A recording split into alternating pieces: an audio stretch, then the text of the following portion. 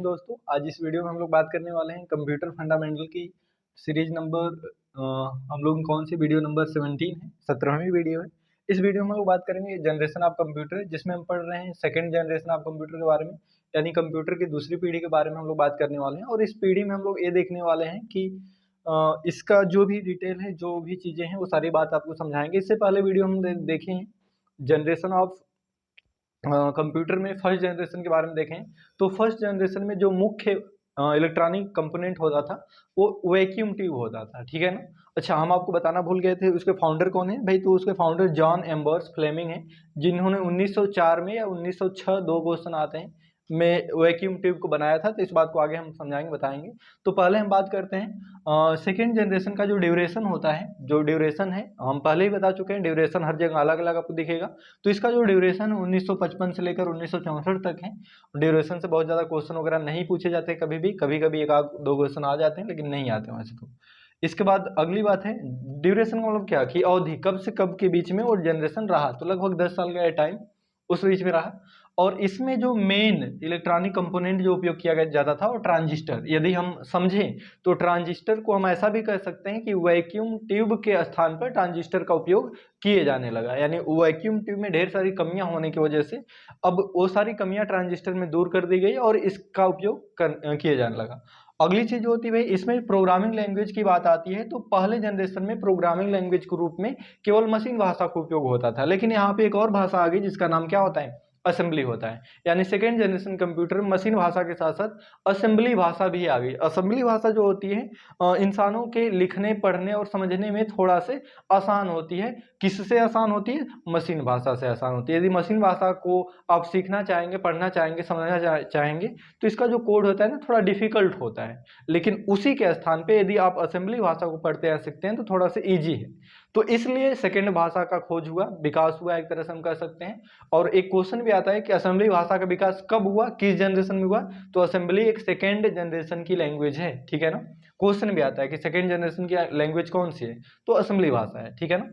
Assembly भाषा machine भाषा से लिखने पढ़ने में इजी है। इसका मतलब ये नहीं है कि कंप्यूटर उसको समझता है, कंप्यूटर अभी भी मशीन भाषा ही समझता है। लेकिन हम लोग असेंबली लैंग्वेज में कोड लिखते हैं और किसी सॉफ्टवेयर की मदद से उसको कन्वर्ट कर लेते हैं मशीन भाषा में, कंप्यूटर समझ लेता है। इसका मतलब ये है कि कंप्यूटर तो शुरू से और अभी तक मशीन भाषा ही समझ पाता है, लेकिन दूसरे भाषा में कोड लिखकर कन्वर्ट कर देते हैं ताकि इंसानों को पढ़ने लिखने समझने में आसानी से कोड लिख सकें, ठीक है। अगला चीज होता है भी, इसमें मेमोरी के रूप में मैग्नेटिक कोर और टेप का उपयोग किया जाता है। अगली जो बात होती है इनपुट आउटपुट के लिए, इसमें पंच कार्ड का उपयोग किया जाता है डेटा वगैरह को सेव करने के लिए, इनपुट आउटपुट करने के लिए। अगला चीज की साइज में स्मॉलर देन फर्स्ट जनरेशन। इसकी साइज जो है ना, सेकेंड जनरेशन में कंप्यूटर की साइज फर्स्ट जनरेशन से काफी छोटी हो गई। पहले क्या होता था, कंप्यूटर पूरे एक घर को कवर करता था, लेकिन अब क्या हो गया, स्मॉल हो गया, छोटा हो गया।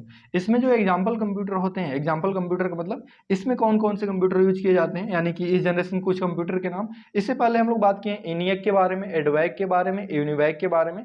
तो इसमें भी कुछ कंप्यूटर होते हैं जो PDP-8 होता है। इसके बाद IBM 14000 होता है, या 1400 होता है, IBM 1400 होता है, CDC 3600 होता है, इत्यादि।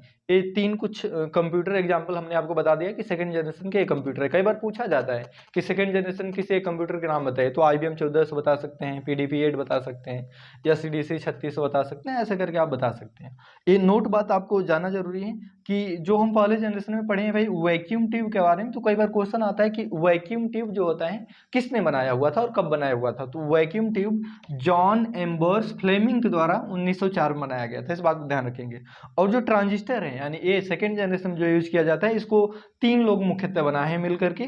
तो पहला जो नाम आता है विलियम शाक्ले आता है, और इसके बाद जॉन बर्डीन आता है, फिर वाल्टर ब्राटिया करके ब्राटेनी करके आता है। और इन्होंने कब बनाया हुआ था भाई, 1947 में बनाया हुआ था। तो कौन कौन है founder of vacuum tube? John Ambrose Fleming, William Shockley, John Bardeen, Walter और ब्राटेन करके ये तीन लोग मिलकर के क्या बनाया हुआ है, ट्रांजिस्टर बनाया हुआ है। तो इस बात को ध्यान रखेंगे, कई बार क्वेश्चन आता है, क्वेश्चन क्या आएगा, पूछेगा वैक्यूम ट्यूब के फाउंडर किसे कहते हैं, तो किसे कहते हैं, वैक्यूम ट्यूब पहले जनरेशन का है। उस जनरेशन में हम आपको उस वीडियो में बताना मिस कर दिए थे, तो इस वाले वीडियो में हमने आपको बता दिया कि वैक्यूम ट्यूब के फाउंडर कौन है। कई बार एक नंबर का क्वेश्चन आ जाता है वैक्यूम ट्यूब के फाउंडर कौन है, जॉन एम्बर्स फ्लेमिंग। कब बनाया था ये भी पूछा जाता है, तो 4 में बनाया हुआ था, बाद में उपयोग किया गया।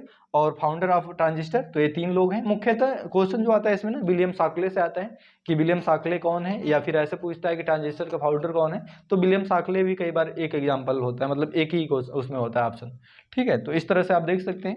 ये हमारे सेकंड जनरेशन के बारे में। और सेकंड जनरेशन में बहुत सारी जो फर्स्ट जनरेशन की कमियां होती थी उन सभी को दूर कर दिया गया। यानी कि जैसे पहले जनरेशन में जो कमियां क्या होती, साइज में बड़ा होना, प्रोसेसिंग स्लो होना, इसके बाद हीटिंग ज़्यादा आना, उसके बाद बिजली ज़्यादा खपत करना, तो ये सारी कमियां धीरे धीरे करके सेकेंड जनरेशन में कम हो गई। अब इसके बाद हम लोग बात करेंगे अगली वीडियो में उसके बारे में बात करने वाले हैं कि थर्ड जनरेशन क्या होता है कंप्यूटर का।